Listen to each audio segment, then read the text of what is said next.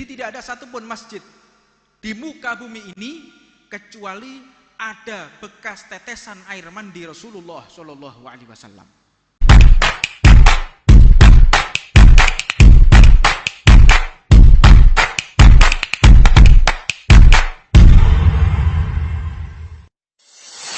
Kita bersyukur kepada Allah atas pemberian nikmat ini berupa ilmunya baginda Nabi Muhammad.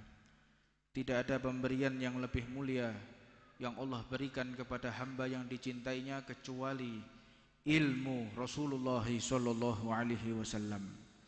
Terlebih lagi kita di tempat yang mubarak, tempat yang penuh berkah, yaitu masjid yang penuh asar para aulia Allah.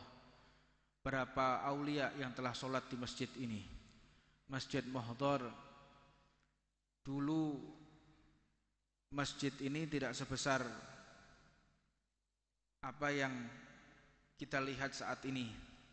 Awal mula masjid ini hanya di depan itu, bagian nisa yang kecil, hanya tempat kecil di belakang itu.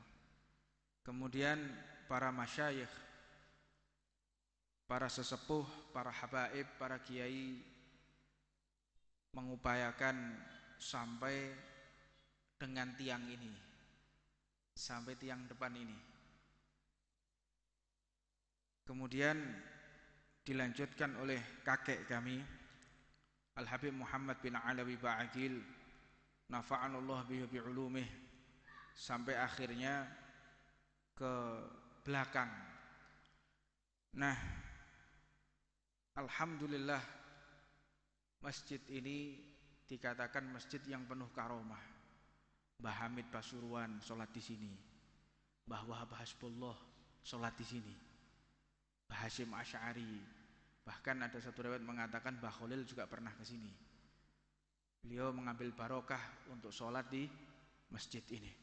Termasuk Al-Habib Muhammad bin Ahmad Al-Muhdhar, termasuk Al-Habib Abu Bakar bin Muhammad As-Segaf Gresik. Para pembesar habaib semua menginjakkan kaki di masjid ini. Maka beruntunglah kita yang diizinkan oleh Allah untuk hadir, berkumpul, bersolawat, menimba ilmunya baginda Nabi Muhammad SAW. Maka tidak ada pendekatan yang lebih baik bagi kita kecuali dengan solawat kepada Rasulullah SAW.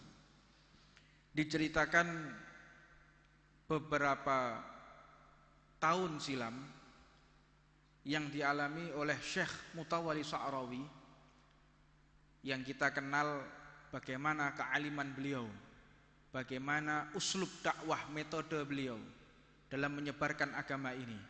Banyak orang terkesima bukan karena hebatnya beliau berbicara, namun bagaimana hebatnya beliau berakhlakul karimah ketika di luar majelis ta'lim, ketika di luar pondok pesantren, ketika di luar wilayah-wilayah agama, masjid.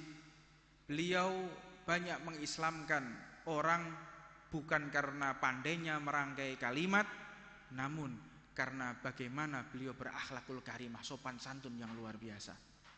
Sehingga diceritakan ketika Syekh Mutawalli Sa'rawi, beliau memang punya ahli sir, punya rahasia tersendiri beliau ini, Syekh Mutawalli.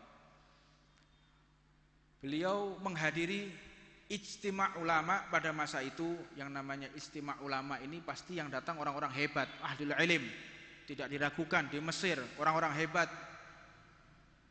Beliau hadir pada masa itu di usia yang sangat muda sekali.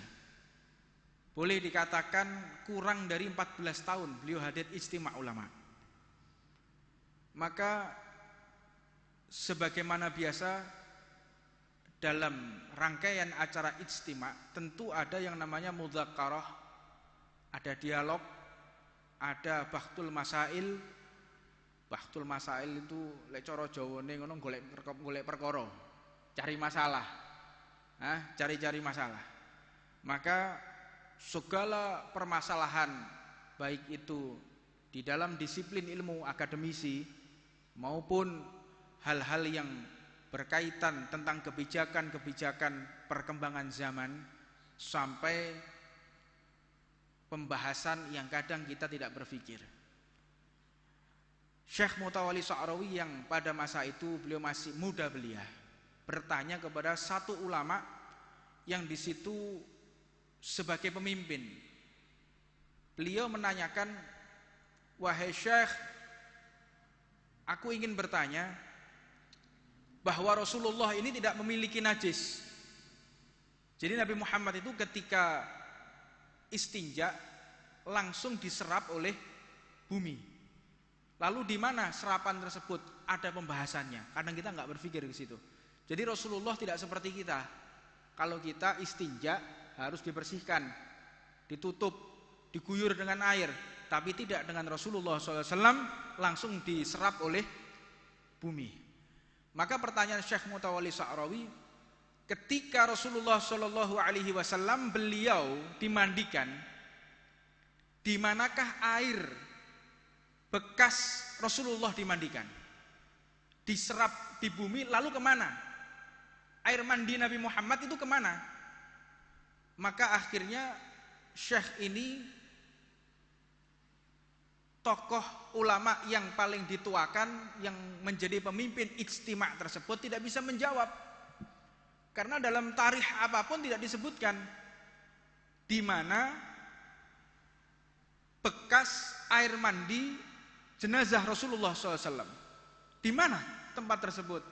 Maka pada akhirnya mereka ahlul ilm itu sudah selazimnya tidak jauh dengan Nabi Muhammad SAW. Maka semalaman pemimpin ijtima' tersebut bersolawat kepada Rasulullah SAW. Bersolawat sampai akhirnya beliau tertidur. Di dalam tidurnya didatangi oleh Nabi Muhammad SAW. Akhirnya ditanyakan langsung oleh Rasulullah.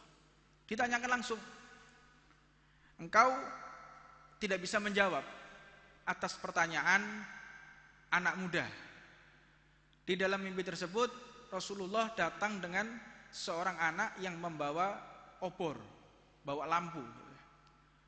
Maka dijawab oleh ulama, "Sadaqta ya habibi Rasulillah." Benar apa yang kau sampaikan. Kami tidak bisa menjawab pertanyaan anak muda tersebut. Apa jawabannya? Dijawab oleh Rasulullah, air mandiku diserap oleh matahari, maka tidak tersisa apapun kecuali naik ke langit. Kemudian Allah mengutus awan mengelilingi bumi, dan tetesan air mandi bekas aku dimandikan, disitulah pasti dibangun masjidnya Allah Subhanahu wa ta'ala. Jadi tidak ada satupun masjid di muka bumi ini kecuali ada bekas tetesan air mandi Rasulullah SAW. Maka satu riwayat diceritakan, kecuali tetesan yang mengenai mata beliau itu ditadongi, dihimpun oleh Sayyidina Ali bin Abi Thalib, dan beliau dikatakan babul ilm fi madinatir Rasul, pintu ilmunya Rasulullah. Kecuali ditadongi oleh Sayyidina Ali, dihimpun, maka air tersebut diminum oleh Sayyidina Ali bin Abi Thalib. Bekas daripada dimandikan Rasulullah di bagian mata dan kepala. Maka Sayyidina Ali pun mengatakan, itulah penyebab aku menjadi ilmu, pintu ilmunya Rasulullah, karena aku meminum sebagian daripada air mandi Rasulullah SAW di bagian mata dan kepala.